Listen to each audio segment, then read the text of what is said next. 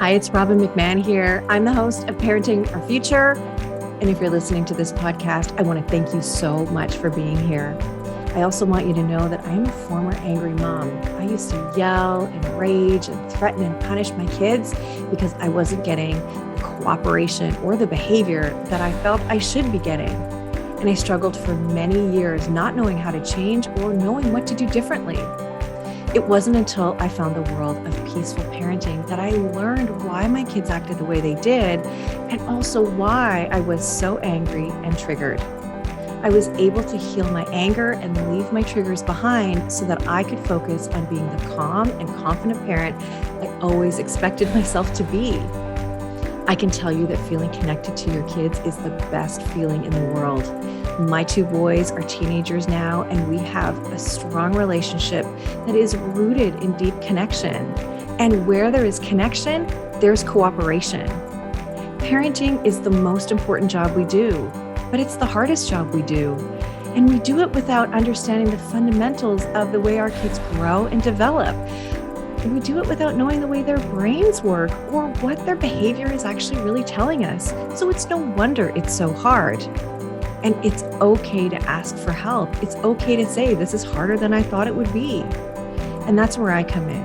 I can help you and I can support you so that you can have the cooperation and enjoy being a parent. You can book a free call with me on my website, parentingforconnection.com. And if you want to download my free guide, How to Turn a No into Cooperation, go to triggerfreeparents.com. I really hope you enjoy the show.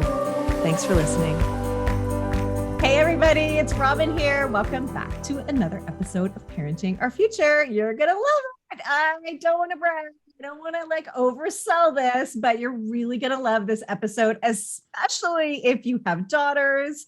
And I'm going to tell you right now that I have already gotten a lot of value and I have boys. So, and by a lot of value, I mean from my guest, Nellie Harden. She's so cool, you guys. You're gonna love her. You're just going to love her. Okay, so let me tell you about her first, as I always do, and then we're going to get into the daughter stuff here. So Nellie is a family life and leadership coach who focuses on helping parents eliminate power struggles with their daughters and help them grow into confident, wise, and respectful young women that are actually ready for the world. She's a wife and mom to four daughters, and she's an author and a speaker and a podcaster. She also homeschools her kids and she loves to chase adventures. I love that. And likes long walks on the beach and sunsets. No, that's just kidding. She has a degree in biology and psychology and a diverse behavior background from, get this, humpback whales in the South Pacific to teens and parents in homes across the world. She believes in a life of intention and making dreams and goals realities. She knows the best way to help the world is through one living room at a time. I love that. That's also my goal. Love it so much. Welcome, Nellie. Welcome. Thank you so much. It's awesome to be here. Oh, it's so good to have you here. And I love what your mission is really to help girls grow into becoming leaders without having to chase their worth. Absolutely. Yeah. From my own experience of me growing up to raising four daughters to serving girls out in the community and then in my local community and then the world around, I've done so many interviews with so many parents around the world. And this is really just a focus area is I just want my daughter to know how amazing she is. I want her to know her great potential. I want her to know how beautiful she is. I want her to know her worth and her esteem and grow in confidence, right? And they need to have that before they go out into the world. So like you said, they're not out there chasing worth. Yeah. And it really, it's two-sided. It comes down to the way we parent them, the words we use to describe them and their behavior. And it also is work that they do too. Right. So there is us and the way we raise them. And then it's also them and how they see the world and their education of themselves and what it is to be a woman and a leader and all of that stuff. Absolutely. So in the first half of childhood, that is the build for you phase. So I call parents architects, family architects, because we are planning, designing, and building the beginning of someone else's life, which is kind of a big deal. And so kind of a big project. And so during the first half, though, we are really giving them the sandbox, so to speak, right? Like if we even give them choices, which I highly encourage you to do, is give your kids choices. Like, do you want this or this? Or do you want to go see this friend or this friend? Do you want to go see this movie or this movie? Whatever that is. So they feel like they have input, right? But you're still the one supplying all the choices. So that's really a build for you phase. And then in the second half of childhood, after they've gone through this, what I call the great transition, in that middle age right there, so there's middle age for kids too. So in that middle age right there, then it's the build with them phase, right? You're coming alongside them. You're still the captain of the team, so to speak. You're still the guide, still the trainer. This is adult life education in the second half of childhood, but instead of building for them, you are building with them. And that's where, just like what you were saying right there, all of those different pieces start coming together of them building things, and their ideas and their beliefs and core values and things really start to come in. Love it. I love it. I just gonna take a second and take that all in, because it's so good the way you said that. I completely agree. Like, you do have to transition from really teaching your kids everything they need to know to trusting that you've taught them. And now it's time for them to, I'm just saying it in a different way, but learn and grow, make mistakes and experience the world. And if we keep trying to teach them and hover and run our own agenda, then they will reject us and won't respect us, won't want to talk to us, won't trust us. Right. So there is a delicate balance there as they get older. There is. And I always call it, the great transition is a transition, right? Because there's three great ones. There's when they're born. That's obvious, right? You're going from, I don't have them and now I have them, right? That's an obvious transition. And it's big emotionally and physically in all the ways, but you know, the transition is happening. And then again, when they leave home at the end of the 65, 70, as I call it. But when they leave home, that's another obvious transition. They are there and then they are not right there in the home all the time. But this transition in the middle is sneaky, and it can really creep up on parents a lot of times, and they don't know that it's coming. But all of a sudden, what you knew worked yesterday for how to approach a situation and how that child needed to be disciplined or how that child needed to be encouraged, it's different today. And you're like, where did that happen? And I had the immense pleasure of actually, like you said, I have 4 daughters, and my youngest daughter came downstairs sometime over the summer. She was 12 at the time. And in the midst of one conversation, I saw a leap forward in this transition that we happened. And it wasn't a leap forward in maturity. I want to say that right there. It was a leap forward in, wow, everything is different. How I literally talked to her 2 hours ago is not going to work from this point on. And I see that it was just a look and a feeling in the way that the conversation was going, that we were in it. Like, we were in the transition. Wow. So how did you have to change? Well, can you give it an example? Just curious. Yeah, absolutely. So it was a lot more, just like, instead of to her, it was with her, right? And it was a lot more sitting down. We have what we call knee-to-knee conversations. That's sit down, crisscross applesauce. Your knees are touching my knees. It's a lot less space that your eyes can wander, or that, we are here eye to eye, and I am here with you in this. And I know that you might not be happy with me right now. And I'm okay that you're not happy with me right now. And you might not like what I have to say, but we're going to talk about this because I love you and I care about you. And I want nothing but the best for you. But I want to know, what is your opinion? Where do you think that we should go from here? And how do you think that this needs to be resolved? And then we have back and forth. Instead of before that, I would have said, this is the way we are resolving this. Now it was a with you situation where we were walking now together through this conflict. And so, yeah, it was I've talked about, I've taught it, and I've seen it in general sense, but in that one conversation, it was just like, boom, like a door just swinging. And I was like, okay, all right. We're Wow. there. So it takes 4 kids to get to that point. Is that right?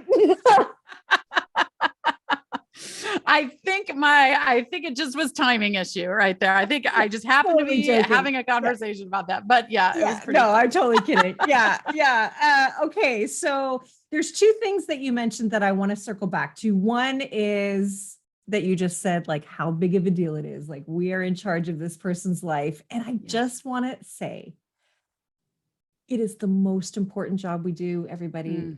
Parenting is the most important job we do. And it is the one job we do without really understanding anything, without really preparing for it. And look, you have a degree in biology and psychology. How long did it take you to get those degrees? How much time did you spend? Now I know clearly you have spent time, but a regular person, a regular parent would have put no time compared to the time that they put into their careers. Right. And so I just want to say that, like, if you're struggling, it's okay. We've got you. Nellie and I, we've got you. If you need help, support, it's people like us that have been in the trenches, who know what it's like, and we want to help you. Just had to say that. So good. Yes. Yeah. And then you mentioned 6570. And so you have a podcast called the 6570 Family Project. Nellie, tell us what 6570 means, please. And I'm giving you the stink eye because I don't like it, but I love it also. So tell me what it means. Well, so the 6570, that's something that really came to me a long time ago. And that is how many days are in 18 years. So 6,570, which when you say it like that, I don't know for everyone listening, but for me, I was like, that is so short. That is so That's what I short. mean. Yeah. Yes. But then at the same time at 2:00 on any random Tuesday, I'm like, this day is 5 days long. How is this, going on?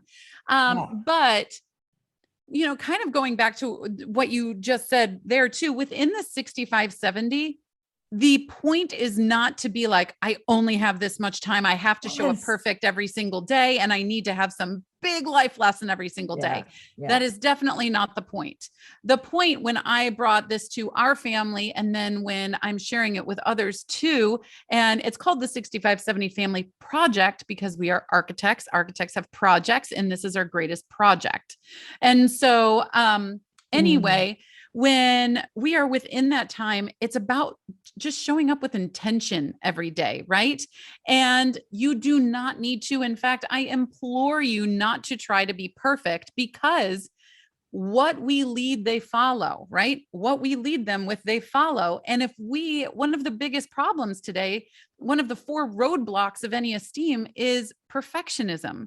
And so if we're leading our lives and our parenting with, I got to be perfect, I got to do this, and if I don't, I fail, right? And we look at failure as a bad thing instead of a step toward success, then that's what they're going to learn too.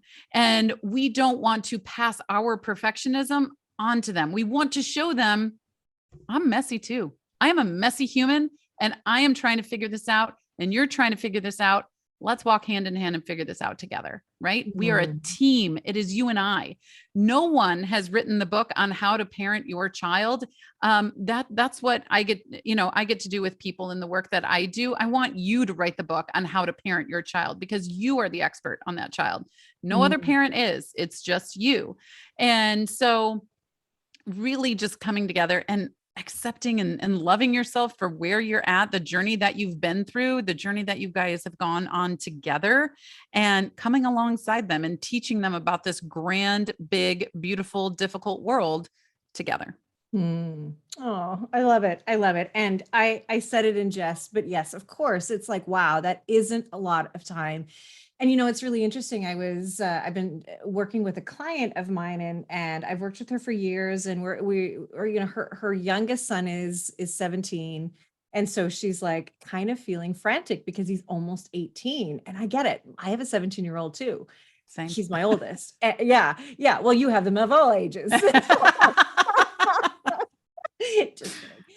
But and you do start to feel that, but like, it isn't the end. It isn't the end at all. Like, yes, Right. they're an adult now, but you still have incredible influence over Yes. your children.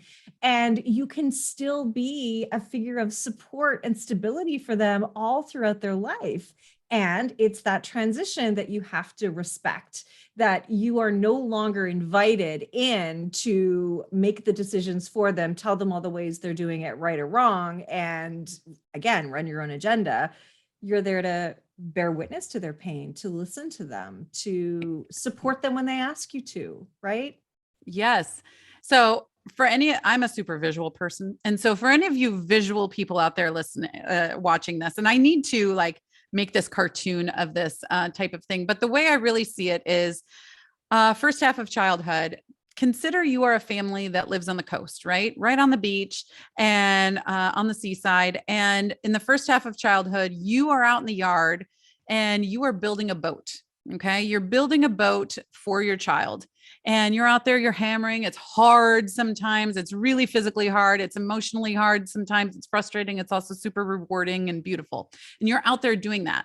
During the great transition, that's when the boat is finished. The boat is finished and you turn it over and the both of you walk it down to the water. Okay.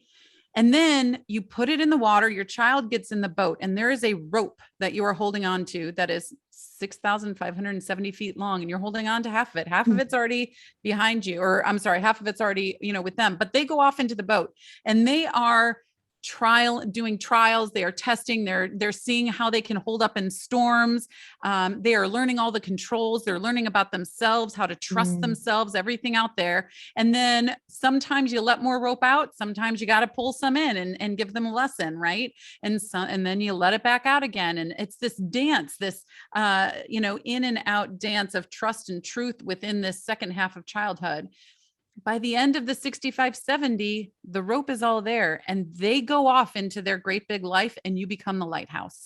You become the lighthouse. Lighthouse. Nicely done. I love it. Thank you. Like I said, I'm a visual person. So you become the lighthouse and it is where they can come back to and they get guided back to. And like you were saying, they need some help. They need some guidance. They need some, have some specific questions. They are always welcome. They're always guided back there. And they're always, that's home. And so that's really kind of the visual of parenting and how this happens. And, you let them go off into their own, life later on and you become the lighthouse. Yeah. Wow. That's really beautiful. Well said, described, and I love it. That's really great. Okay. So let's talk about raising boys versus girls. So I've got 2 boys, you've got 4 girls. Let's just talk about the difference between raising them. What do you have to know in order to raise girls? What word do I want to say? Right? I don't want to say right. But there's subtle differences between boys and girls. And so what do you take into consideration when it comes to raising girls? Really, it comes down to a couple of things. Is the personality, social structure of girls. So that's one. It is the brain development of girls, and it is the hormones of young women, right? So those 3 things. So 2 physiological, 1 sociological, and psychological there. But so really coming in there, raising girls in as far as community culture go, the society culture, right? It is very different. There is a physical maturity that happens with girls that doesn't necessarily happen with boys, right? And so girls are then seen differently earlier than a boy is seen differently. A boy just like goes on through, and maybe like their junior, senior year of high school, they change and, form and things like that. But for girls, it's happening back in middle school, right? They're starting to develop and then all of a sudden they are seen differently then. So that is a really big deal because that transition then affects how they feel about themselves, affects how people are treating them. Because if you develop early, people treat you in some way. If you develop late, people treat you in some way, right? And there's a lot of pressure around that. So there's that, not to mention the whole idea of cliques, and which are really just safety nets. But when you're in it, and you are not a part of that clique or safety net, you feel very left out and you feel cast out, right? And so there's that whole idea. And so just the entire idea of adolescence with young women in society is different. But then we get into also brain development. So in a young woman's brain versus a young man, young men they have a lot more gray matter. And so they have more of a waffle brain, if you want to think about it that way, where I think about it like boxes. Like, I'm going to open this box and we're going to think about that. And then we're going to close that box. And then we're going to go to a different box and we're going to open that one and we're going to close that. Whereas young women have a lot more white matter, which is spread all throughout the brain. And so we tend to think of a lot of things all at the same time. And that can be very overwhelming. So men are better at focusing on one singularity, right? Which can be behoove and not behoove them. Whereas young women, again, to their benefit and detriment, they can think about a lot of things all at the same time. So that can be overwhelming there.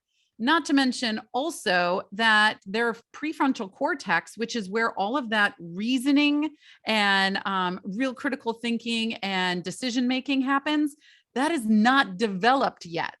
And so a lot of decision-making in teens in general is made from the amygdala, which is the fight or flight area. And so their decisions are made out of haste. And when you have a young woman who's thinking about all these things at the same time, and the decisions are being made out of haste in a fight or flight response, then you can get down a downward spiral really, really quickly versus a young man.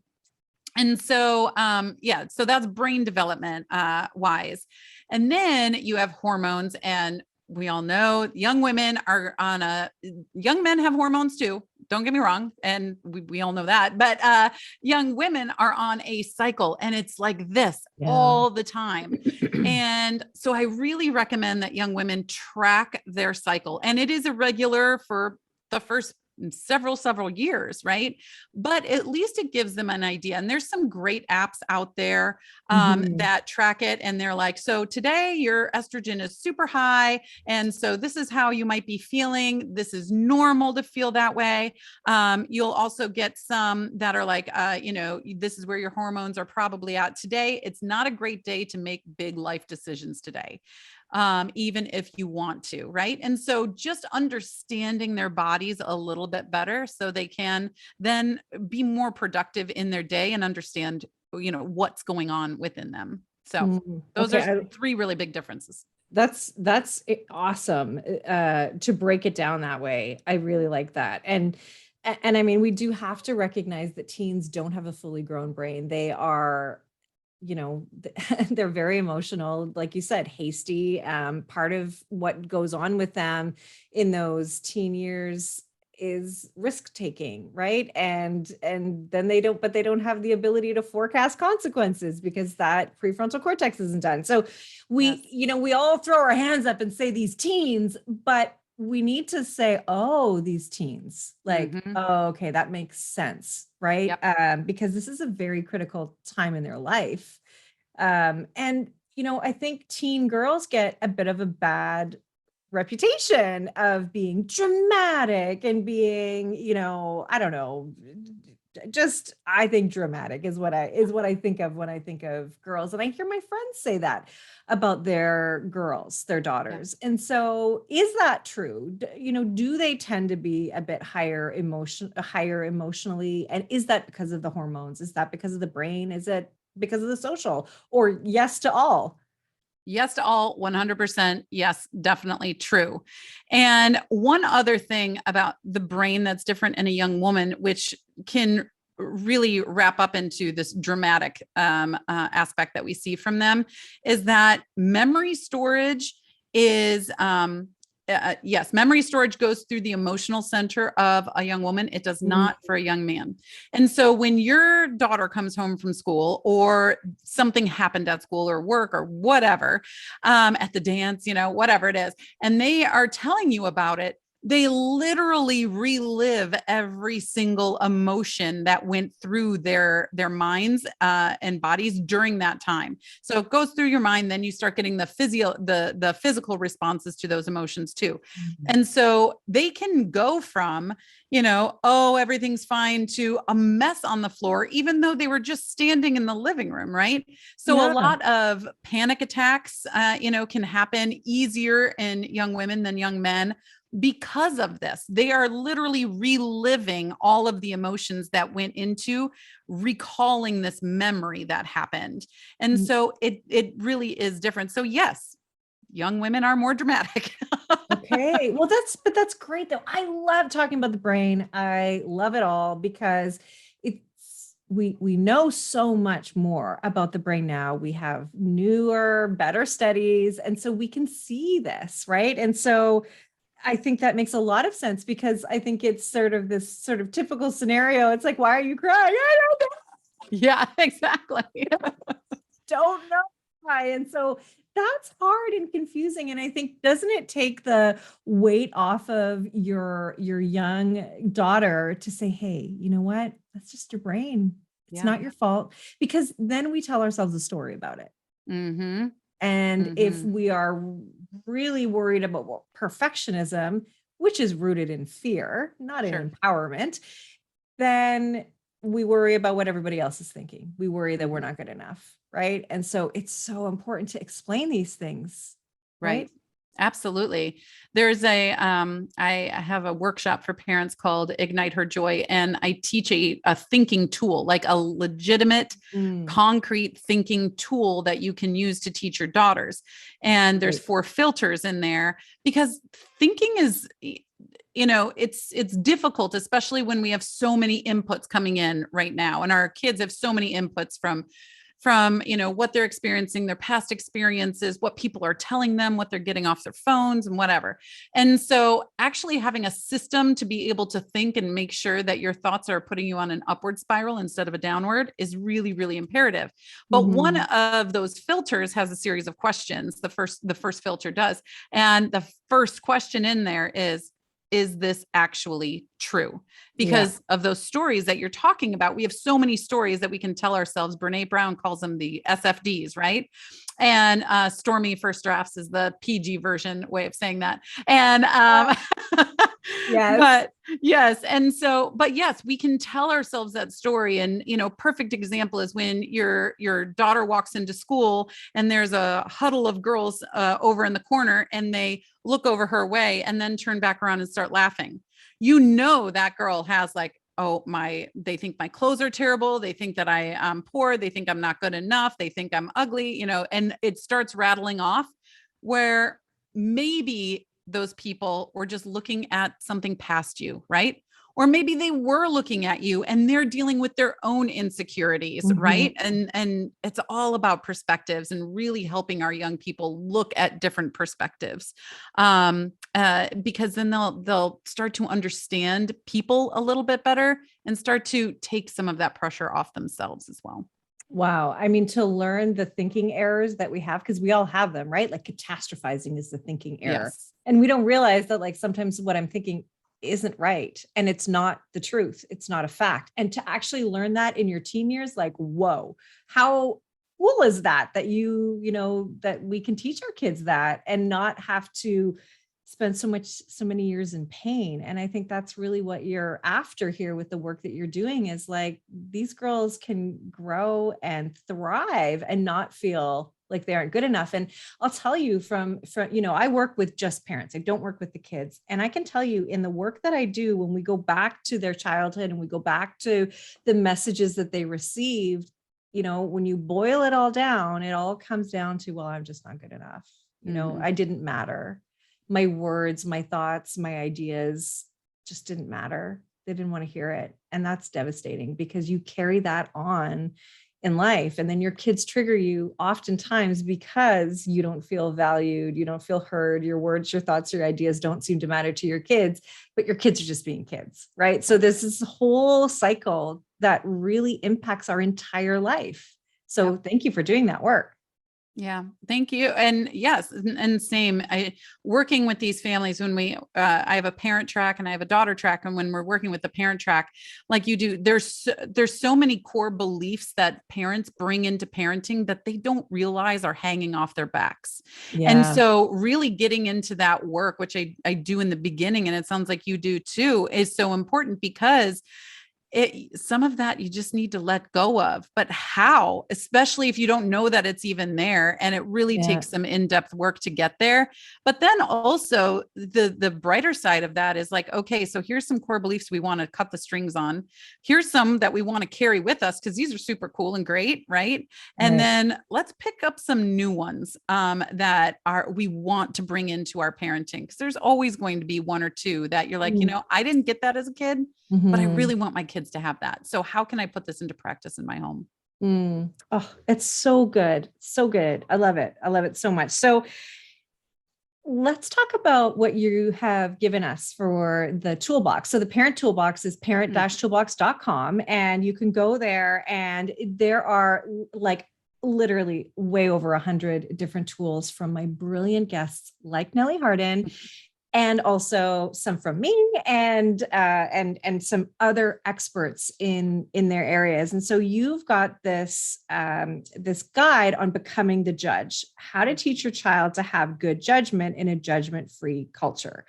And so what you're talking about is how to have good judgment and also not be judgmental. Is that right? Yes, exactly. Okay. So can you tell me just a little bit about it? I've got it in front of me and I've already highlighted some things in here, like really just breaking down what a judge is, judging, judgmental, and judgment is, right? And all of those different words. So walk me through it. Well, I want to say too, this really came to me because I was working out in the community one night, and I was sitting with probably, I don't know, like 12 young women between 12 and 18. And they were sitting there and telling some stories, but they would always start with, I'm going to say this, but don't judge me. Don't judge me. Right. And then they would say something, and then someone would, give a look or say something or even try to be helpful. And it was like, no, you're judging me. And then we would have a talk about good judgment. And then you had a kid that was like just coming from traffic court to see the judge. And then it was like all these things. And these girls are like, I don't even know. So because don't judge me, that catchphrase has been then taken to mean I can get away with anything and you can't think anything about it. Right. Yeah. And instead of helping one another be accountable to what their values are, right? And so that's really what that is all about is, and Crew, the daughter track that I do is all about being able to thrive together as a community of young women, because so often you have young women that are judging one another, right? And they're stuck in this better than, less than, perfectionism, comparison, and all of this, instead of helping one another and rising up, right? All the ships rise, add the water, all the ships rise. And then being able to use one another's strengths in order to go out in the world and use their values and talents and gifts to do whatever they're uniquely inclined to do. So that's what that is all about right there. It is about helping one another and not being judgmental, right? Not being a judge, but having good judgment within ourselves and helping one another be accountable by encouraging, right? CREW stands for courageous, real, encouraging women. And I like to call it, because that program is for like 13 to 18-year-olds. And I've had someone ask me before, well, why isn't it young women or girls or whatever? And it's because they're in adult training at that point, right? I want them to know at 13, that they're a woman, they're a young woman, and this is what they're going toward. And so I don't want to just put them in this girl, bucket right here. I want them to know that they're a beautiful young woman and that they can work together with those people that they see in the hallway and they think gave them a look or what have you. I think this has the potential to change the entire world. I think it is so powerful because you get a bunch of women working together truly without perfectionism, without being in competition and judging each other. There is no stopping us. Yes. Right. So I love this work so much. I really love it. So thank you for this. There's one last question I have to ask you.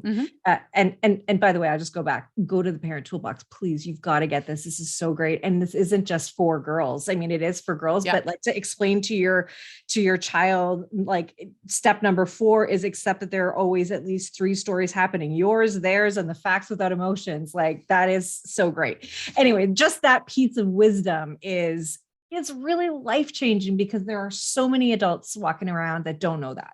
Right. And so the one thing that I want to bring up is in today's day and age, we are dealing with a lot of mental illness, anxiety, just mental unwellness. And how do you do this work? How do you help your child if there is mental illness, if they do have an anxiety disorder? How do you do that? Is it the same? Is it different? Is it possible? It's definitely possible. Definitely possible. In fact, I would say the work that I do is usually about 50-50. 50% of people I am working on building mental wellness so that we don't necessarily have to, or the severity of what it could have been later on, or possibility of it, of mental illness happen later. And then the other half is we are in mental illness. How can we help to get out of this? Okay. So when you think about why people are usually going through anxiety, mental illness, depression, and things like that, yes, there definitely some chemical imbalances that can happen in the brain. And I am not a, psychiatrist. Thank you, psychiatrist. And I am not a psychiatrist, and I'm not going to give you any meds for that. You can go to a psychiatrist for, those type of things. Some kids need it. Some kids. Oh, yes. Yes, absolutely. But so many times when people go into therapy at any age, it's because their core needs are not being met. So when I talked about that, I call it the success pyramid of parenting. So in that first half of childhood, you're really dealing with, physiological and safety and really getting like the resources taken care of, like a building for you. This is your home. This is where you're safe. Right. Second half of childhood though, and it's not like check the box, we're good. Right. You have to keep helping them feel safe and throughout their entire lives. But in the second half of childhood, it's all about worthiness, esteem, and confidence. So worthiness is those needs being met. It is the layer that comes during that second, that great transition I was talking about. And the 5 needs that every single person on this planet needs.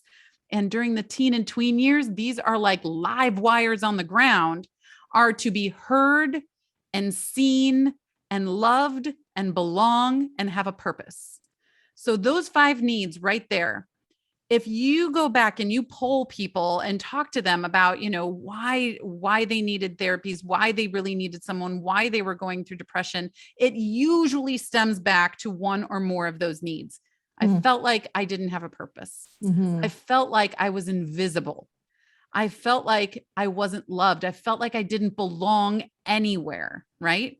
These type of things. And so really working with families to fill these 5 needs for their kids so that, and I'm not saying that they only get filled at home and they don't need anywhere else. That's the point.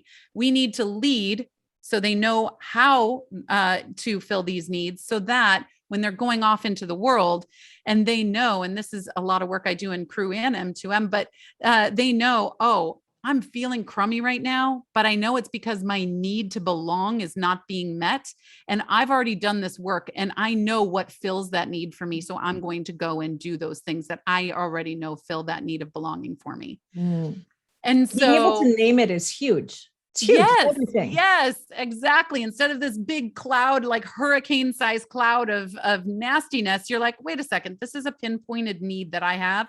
And I already know what it takes to fill this need for me personally, because it's different for every person, what it takes for me to fill this need personally. And what I also love to do is how can you fill this need for other people? Because that's when we get into this collaboration. We're working together, we're rising the ships. So what does it look like for this need of belonging to be filled for you? And they go around and they talk, and the family talks together too, and all these things. And then also, how can you fill this need of belonging for your sister, for your parents, for your friend, for your soccer team, right? Everybody has this need. And like I said, that with that prefrontal cortex being under construction, I just get, I give the visual of live wires. And so I always think of Back to the Future, right? I'm such an old movie person. But yeah, there's like sparks everywhere and it's all going. And so they're like, I need to be loved. I need to be loved. I need to belong somewhere. And that need is so big and electric and sparking in them. And then if they don't feel that right at that moment, they start going down this path, veering to the left and either saying, I don't need to be loved. I don't need to belong anywhere. So I'm going to go and isolate myself. And that leads to, so many things, or I'm going to go find somewhere, something that is going to feed my worth, even if it's not the best path for me. Yeah. Well, and it's hard as a parent because, even when you mention love, like I need to be loved, but don't touch me, Mom. Oh yeah. Right? Like that is like, but how else do I love you? Right? Like, yeah. So that's, it's, I just think it's kind of fun and funny. And like, it hurts. Like parenting is going to break your heart.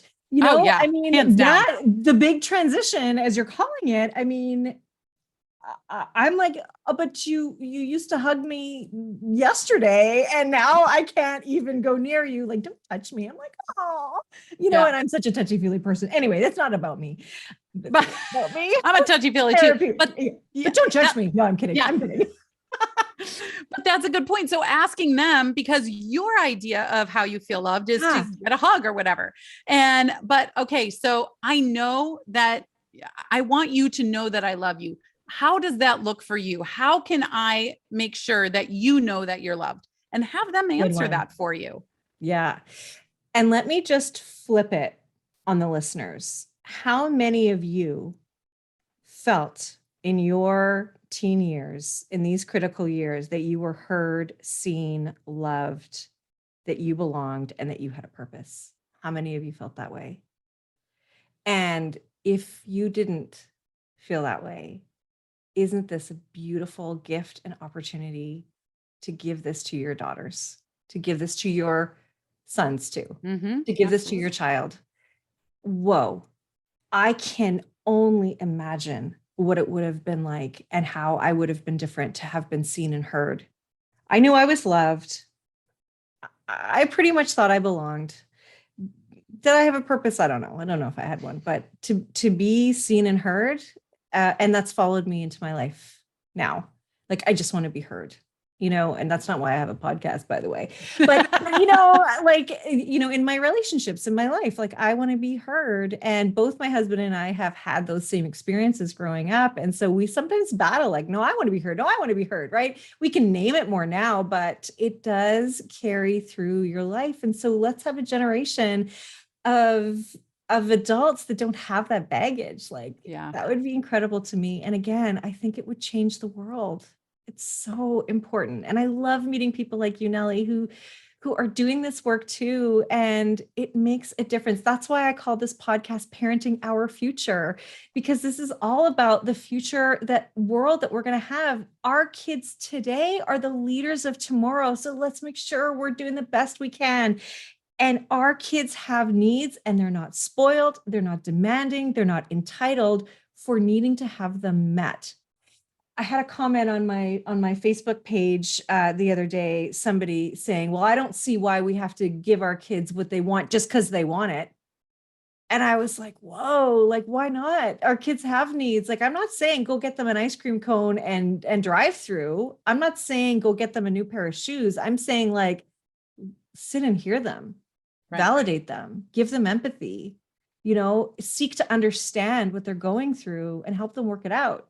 That's all we're saying. We're not saying go give them whatever. We're not saying there aren't rules, there aren't boundaries, that there aren't expectations, that, you don't get to just tell me to screw off if you don't like what I say. Like, that's not what this is.